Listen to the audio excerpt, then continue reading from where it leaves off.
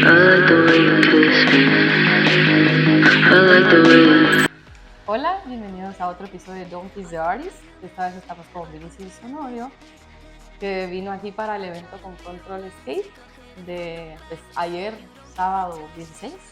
Y pues nada, aquí gracias por haber venido, Vini. Thanks for coming. Nice to meet you too. How has been Guatemala for you? It's been a short trip so far. Mm-hmm. I came on arrived Friday. yesterday. No, yesterday. I went to Brazil for a gig, and then from Brazil to Colombia. From Colombia I got here about late in the afternoon. So John from Controlscape picked me up. We went for dinner. Mm-hmm. Got around the city. Saw the Christmas tree that was about to lit up. Traffic jam everywhere. It was cool. It was really. I want to go back to just have a look. Maybe not. Oh, you can. Today and tomorrow, before I leave. And I went to the party, and it was nice. Enjoyed it. It was amazing. I enjoyed. Like the city looks very pretty. It is. You have to. Today we have. I think we're going to a lake. Today, I'm not sure. I heard. Could be. I'm not sure about the name. But, that place is pretty. I got my swimming suits already packed. And you like to travel. Tell me about your project of traveling with Vini. Yeah, no, the traveling Vini, that's an interesting one. Because I had a friend, she does social media for like a clothing company. And she said my Instagram was pretty awful because all I posted was like new release, new music, new mix, new. And she said I had to come up with something. The DJ life only. Something with, she said I should post a reel every day for 30 days to kind of improve my social media. And then I couldn't do it. But I came up with the travel video, was like a blog of me recording bits of my trip. And turns out my friends believe now they only eat at McDonald's, and I only fly with Ryanair, which is the worst airline you can possibly get in Europe. But yeah, and I fly with other airlines and I don't really enjoy McDonald's that much. But it's a process. And what has been your favorite place at the time? So far I do enjoy going to Berlin. Berlin is it's a very inspiring city for, especially if you make techno, and it's like the place that everyone's there. You know, you can meet a lot of people in the same environment. I've been enjoying a lot going to Colombia. The scene for electronic music in Colombia is pretty. It's fantastic. You get lost in how many events they do, and the crowd is very well educated as well. And I think because they had so many people coming from abroad, so it kind of elevates the bar for them quite a lot. Yeah. And in terms of music? Yeah, I've been doing techno pretty much since I'm 41 now. I've been doing techno since I was 16, but not really as a job, like just as a hobby. Because you take time. And then I did drum and bass with a complete different name. Before techno. Yeah, and then that's why I moved from Brazil to Europe because of my drum and bass career. And I moved to London because London was the pinnacle for drum and bass music. I was wondering about that. Yeah, why did I move to London exactly? And then because there's clubs like Fabric in London, which was the main place for drum and bass. The scene was bigger. Yeah. It's still quite drum and bass. I still have love for it, but it got really commercial, and my sound is a lot more underground than the sound that it's in these days. And then I moved to Switzerland. Years ago, lived there for 6 years. And I had a project with a friend, like a drum and bass project. But unfortunately, he passed. And then 99% of the fun I had with drum and bass kind of went away with him somehow. So I think since 2000. You changed taste. Yeah, I didn't change taste, just because I had my techno project and a drum and bass project with him. Oh, you have both. Yeah, so after he passed, I just decided to go full on with my, for obvious reasons, I just went for my full techno. And since 2015 is when I really decided to take it as a career and focus and push the release. Well, we all had a break during 2020, the COVID era, it was a shit show. But so. And how long have you been living in London? 11 years now. 11? In Europe, about 18. Oh, okay. They did not kick me back. They did not kick me out. When I moved to the UK, I stayed there for 6 months because Brazilians can stay for 6 months. And then I went back to Rio de Janeiro when I left, and then to São Paulo. And I had a lot of terrible jobs. I used to work in. My first job as DJ was in an ice cream shop. Oh. Every day it was sunny. The owner had like a sound system so I could play Shakira and 50 cents. Any type of music? Yeah, I used to play all sorts. But I was like, what, 19, 20? I moved here when I was 20, 24, something like that. Okay. But yeah, I lived in many places, and because of drum and bass, I stayed in London. I thought about moving to Berlin, which I love Berlin. But if it's not summer in Berlin, the city's a bit too grimy for me. And I do appreciate a sunny day, and because I was born in Rio de Janeiro, I grew up in there. So here we have 2 seasons, hell and summer. If it's not too hot, it's too cold. It's summer. It's like 30 degrees to 45. It's just crazy. So I'm trying to find a place. I'm currently now trying to find a place where I want to live. Maybe I won't stay in London for long. Maybe I don't know. For now, I'm just going with the flow. You want to know more about the world? Yeah, I've been traveling quite a fair amount. I did mostly Europe, did Australia, New Zealand. I haven't been to North America yet. No? But I got things lined up for next year, which would be interesting. You have time. Yeah, I'm not dying tomorrow. No, we're not. I'm not dying. I'm not stopping doing music. Let's knock on some wood. Just some wood. You never know. If I die now, I had a good life. Just leave it record. I had a good life. Nice meeting you. You never know. No. We're gonna live longer.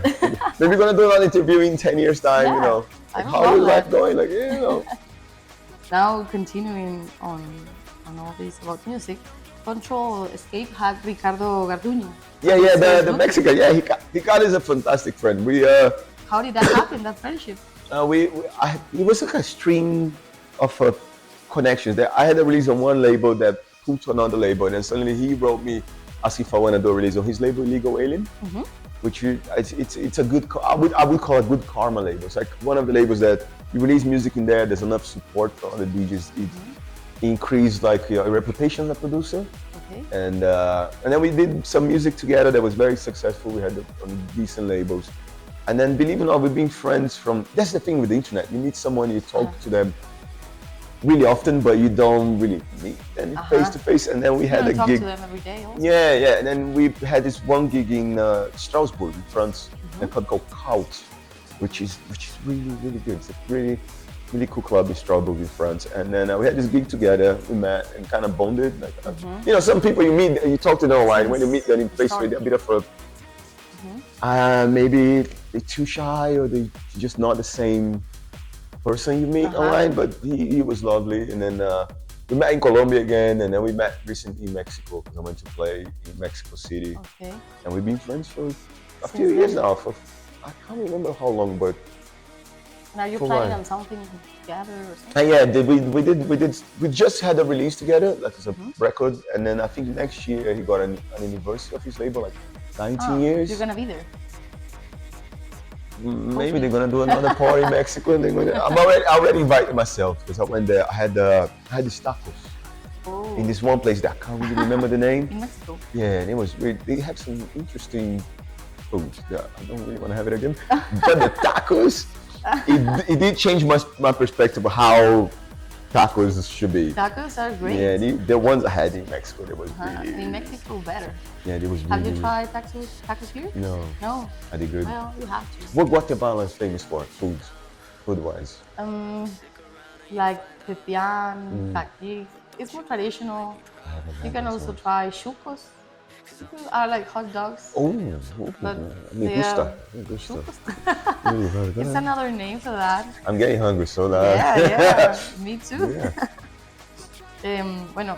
Another thing about you is that we've seen that you practice jiu-jitsu. Yes, You are a purple belt. Yes, I've been. I'm having a break now because I dislocated my kneecap fighting people because I was fighting someone. I've been having a break for I think since June, July, August, September, 6 months because I started in 2020 because the whole pandemic and my back was hurting. And my friend was, why don't you go to the gym?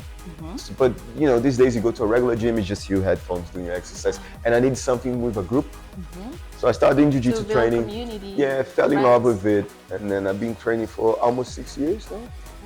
And other than my break because I dislocated my knee, you know, and because my friends used to say like, if you're gonna do this sort of martial arts, it's really demanding on your body. And I'm past 40 now, so like, So now I've been going to the regular gym. practice, Yeah, you just can still do doing it. a bunch of pony exercise for my legs because I still need the legs and I neglected the injury for like a year. I didn't go. I still kept training, but he eventually kept caught up with me, and I had pain on my knees. It's like I had to have a break. Now I feel great. I feel strong. I feel next time I go back to class, I'm gonna smash everyone. And what is the next level? The next one's brown and then black. Brown. Oh, okay. Two Black is more, like the highest. two more. Yeah. Then is when Okay, you're they say like there's this one urban legend that out of 100 people that join as a white belt, only 10 get the blue belt, and then I think there's a smaller percentage out of those 10, and then so on and so on. Because it's very, like I got hurt, and you know, any normal person, like after you get hurt, like I don't want to do shit anymore. But I love it. It's good. Yeah, I was never great at football.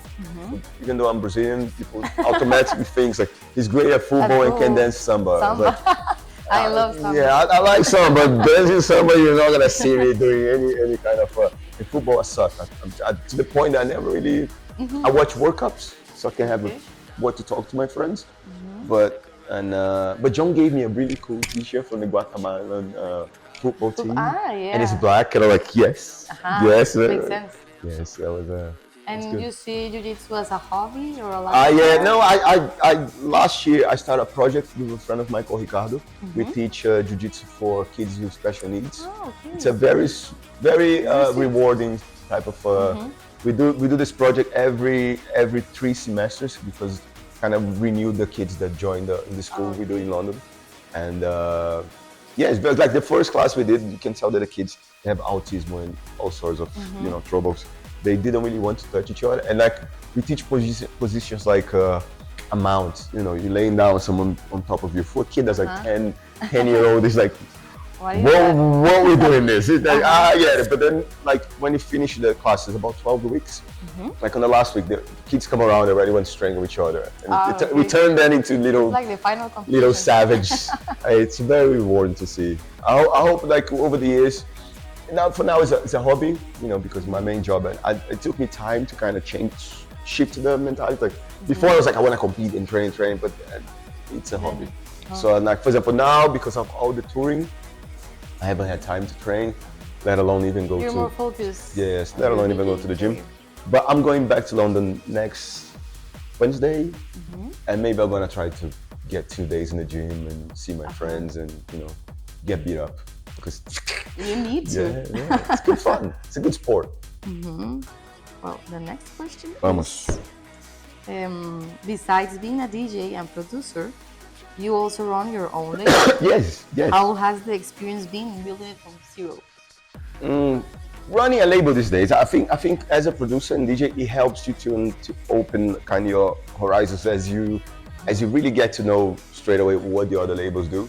So it helps you to improve like how your relationship with other labels are, and it also that enlightens you not to take bullshit from other people. Like because sometimes I get a release out on someone's label, and the guy doesn't do any promotion, doesn't pay you, and it's just like, why are we doing this? Everyone evolves in their own Exactly. pace. So if you have your own label, you know exactly what is good for putting music out.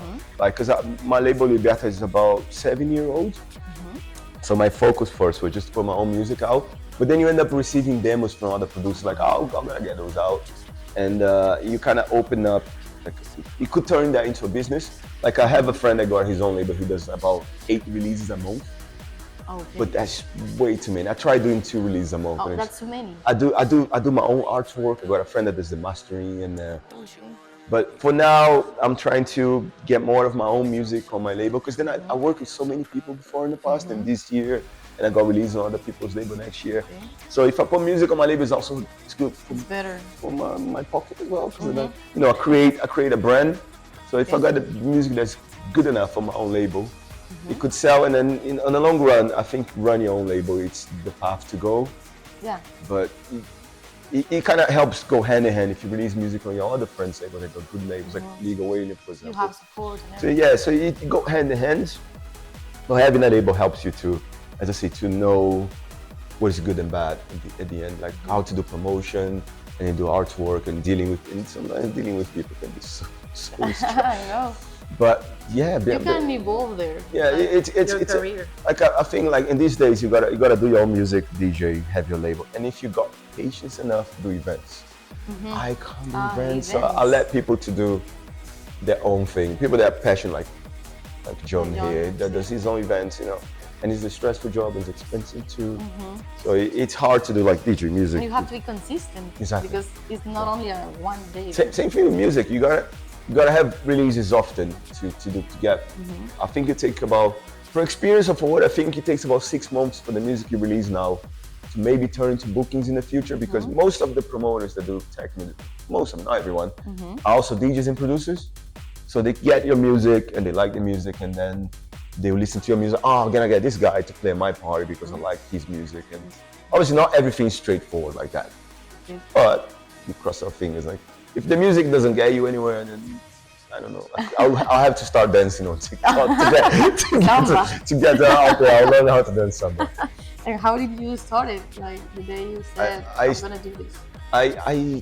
I started because the DJ in my school parties were a bit shit. Oh, and then I had all this. It was like, I'm old, right? So it was when the beginning of MP3 file was coming up. So you could get a CD, rip, and have like the file that was super big into a tiny MP3 file. Okay. So I had all this amount of music, and one of my teachers, like a computer science teacher, like, why don't we go together to the school party and play? Oh. And we were very confident about it. Like, yeah, let's do this, let's go there. And obviously the day the party came up, we had this list of the tracks we wanted to play. And obviously, as a DJ, you're not gonna come with a list written on the paper. I gotta play this with that. And then the guy that was the DJ from the party, it wasn't a big club. He looked at it, he laughed. He's like, I can't really do what you guys intend to do. So the teacher that was with me, he kind of got pissed off and left. And I was there with the DJ from the club. I played this one, and then he played, and it went well. And then from there, I started playing like small school parties, and then the job at the ice cream shop. Oh, and at the same time, I was working in a call center. I used to sell mobile phones over the phone, which is a ridiculous type of job if you think it. You did a lot of things. Yeah, and at the same time, I was doing the call center during the day, the ice cream shop during the weekend, and at night I used to work in this, I would say gay club, but it was not a gay club. It was like, I was sound engineer and light jockey. Loved the job, but I worked there for 2 years, called Aloca in São Paulo. And it was when time with music was very chaotic in 2004. It was the best place for techno in Brazil. So I always been involved with techno. And I had all these jobs at the same time until I had music releases. And the owner of the club, which is a good friend of mine, Edine, he said like, why don't you save money and go to Europe? You know, you're gonna change your life. And at the time I didn't really think, I didn't have the vision he had, but he was helpful. So I saved money, bought a ticket to Europe, toured around, and went back to Brazil. It was when I got back, and it was a good decision. And then I looked around, I was like, you know what, this is not my place anymore. So I sold like a laptop, that's all I had. I sold a laptop because my mobile phone got robbed. Oh. Said, welcome to Brazil too for you. And so yeah, I went to Europe, and this is it, this is the story. Okay. If I could change anything in my life, maybe I wouldn't move right away. I would have a bit more releases and more tours, and because I think it'd be chill. And do more in Brazil. Yeah, I would have maybe Brazil, because then at that time was the place I was living. But maybe I'll go more back and forth, because you know, if you get in euros and pounds, it goes a long way in South America and Central America. But I can't change the past. It's pretty much it. And you said you did drum bass? Yeah.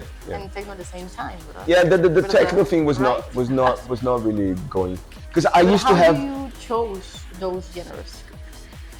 Drum and bass, because I went to see this one guy called DJ Marky when I was 17, and he's like one of my favorite DJs my favorite drum and bass DJ. He's like the god of if you like drum and bass, everyone.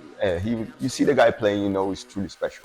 I saw him last Friday. We played the same party. Really? Yeah, he was doing a drum bass set, and I was doing the techno set, which is It's a place with both. Yeah. It was there was two rooms, so he was doing the other room. It was sometimes we go full circle in life. So, I saw Marky, and then there was this other guy called Murphy. Also another Brazilian DJ, very unique. What the way he plays. Drum and bass? No, techno. Oh, techno. So I was kind of always, I had my foot. I hope you won't film the leg though, you know, with the foot, you know. Yeah, I had my foot on both of it, but unfortunately, you can't just do it. I know people that do that work on multi-genre music, do like electro, techno, down tempo, hip hop, but I couldn't just focus on You were both things. between those two. And so I used to call the Monday in bass techno, Tuesday, Wednesday bass. So it's the days I picked to do music, but it never really worked like that. So eventually, after my friend passed, it kind of like, in a way, it was a positive thing. I was like, you know what? Fuck drum and bass, I'll do techno. So I still do an odd drum bass track every blue moon, but my heart is not entirely there anymore. And, I'm enjoying. I think that techno I can be a lot more creative with the music, sounds, and the tracks are longer. It's about a bit more of the groove, and it's a more mature sound as well. Into 2025 is a more mature sound, and people are gonna crucify me for saying that. But if you listen to drum and bass now, I think the crowd in drum and bass is still between, I would say, like 17 to 24-year-old. It's not really old. The older people that like to drum and bass, they don't like drum and bass itself. They like either jungle or like the really soft drum and bass. Like the harder drum and bass are for the kids.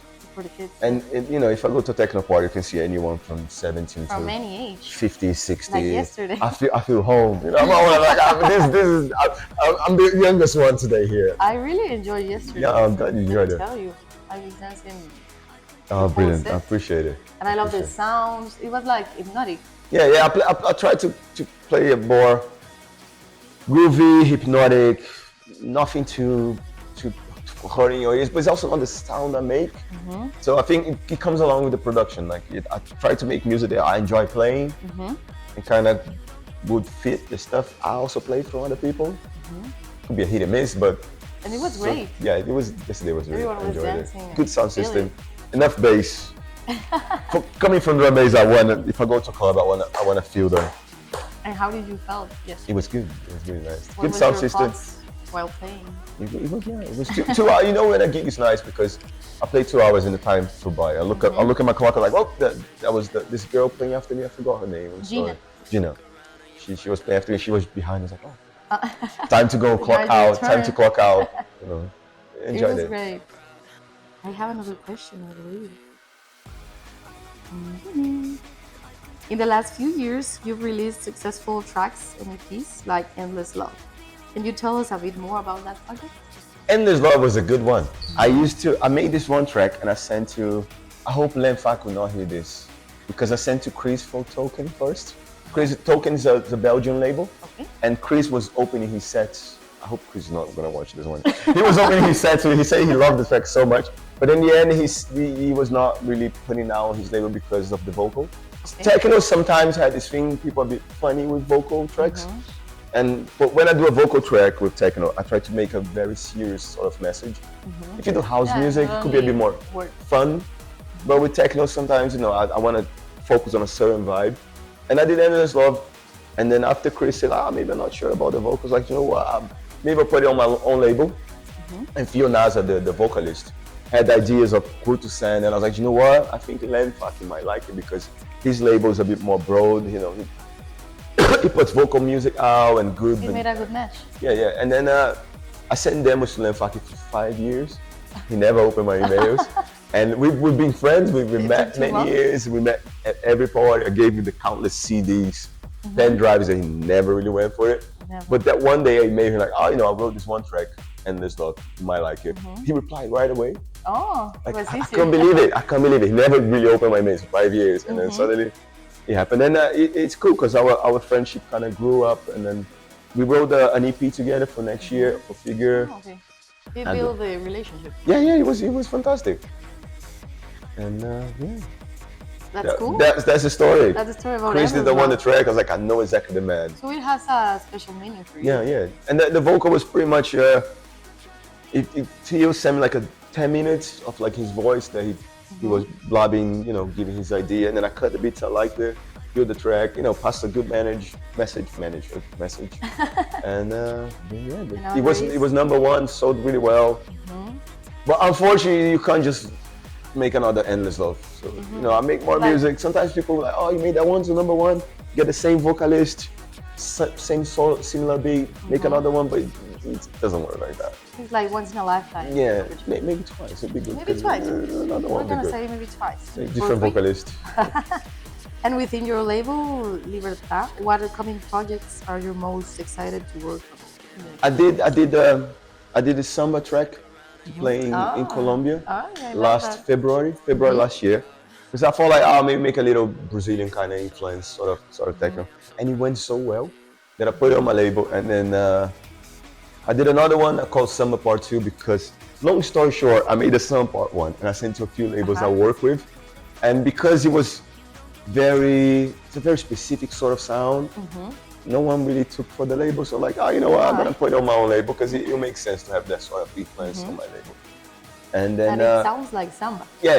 And then a friend of mine, I will not say who is, 3 months later, that runs a label, like, oh, can I have this track for my label? They're like, I already put it out on my label. Then I made Samba Part 2, which were like similar context, a different track, right, but similar kind of breakdown. And then he still didn't listen to my demo. I sent it to him like, I made this one for you now, and he didn't listen to it. So I put it out a couple weeks ago on my label because like, I was glad. Like, come on, you asked me for the track, I made it. But I think it was a good thing to put on my label because it helps build up some kind of reference. So now people do appreciate this sort of blend between samba and techno. I think that one I did well because sometimes you can get a mix like salsa with techno. You listen to the track like, sound, like what kind of music is this? But I think that one was done well. So for the future, I'm still planning more releases because last year I was doing 2 releases every month, as I mentioned to you, but it was a bit too exhausting. So now I decided to put music out when I have enough good music from either myself or different artists, and no stress. I don't want stress with the label. Better. Yeah. And do you know how to dance samba? Not really. No? Otherwise, you see, I'll have a TikTok and my mom would not gonna be proud of me. Like most of my friends, like, what are you doing? I think my time of dancing on TikTok passed. But I do the blog, the Traveling with Vinny. You can watch me traveling right now and eating McDonald's. Are you gonna do some about Guatemala? Yes, I already started. I got one. I got too many now to upload. So luckily technology can do everything on my phone now, record the vocals, the videos. This week I'm gonna upload a Tuesday and Thursday from Mexico. Next week I'll do Brazil and Guatemala. Yes. Yeah. I was passing by this. It's just I just find silly stuff around and I get it on the. Well, people are not gonna see this on the camera, but they're gonna see that on. I can put there. Like I saw this guy called Cristobal Colon. That's here. Yeah, that's in Guatemala, and they say that conectamos experiences, and colon's like the internal beat of your butt, isn't it? Yeah. So like this is they're gonna go on my travel with Vinny blog, but yeah, it's like silly things I see around the city that I recorded. We also passed by the Fiesta. It's like a casino by the hotel. Yeah. And when I went to ask the guy some random direction, he was very serious about, would you want to go inside? Like, no, I just want to know where this place is. And you just walk through. Yeah, like Fiesta. I'm like, oh, why not? Not every day you pass by a place called Fiesta. There we go. You mean something. He didn't look like very Fiesta inside. No. It looked very. Maybe it isn't. Yeah, maybe Fiesta. And last but not least, I want you to say something in Spanish. In español. Yeah. Say like, los amo. My Spanish sound like a 4-year-old when I speak, but I'll still try. Como dices? Me gustó mucho acá. Sí. Genial. Foi buena, foi muito E buena. agora em português? Aqui foi bom demais, gente. Gostei. Guatemala tá. Português vai direito. Português. Guatemala, recomendo vir a Guatemala. Hoje eu vou passear pela cidade. Gonna go around. And, I'm gonna record more beats for my travel with Vinny. So you're gonna be all on the squeezed on 1 minute. I don't know, a friend of mine said I should make a minute so you can go on stories, the whole thing. But a minute for that was just too condensed. But I'll make a minute in a little bit. Hope you guys will enjoy it. I know. Yes. So thanks for being here with us. That was lovely. Thank you for inviting me. Thanks for coming to Guatemala, and we hope to see you another Yes. Should we call people for clapping? Yeah. Hey, you guys want to clap? Yeah. We need you to clap. Yay! Thank you. Thank you. Appreciate it. Thank you, Vin. I like the way you twist me. I like the way you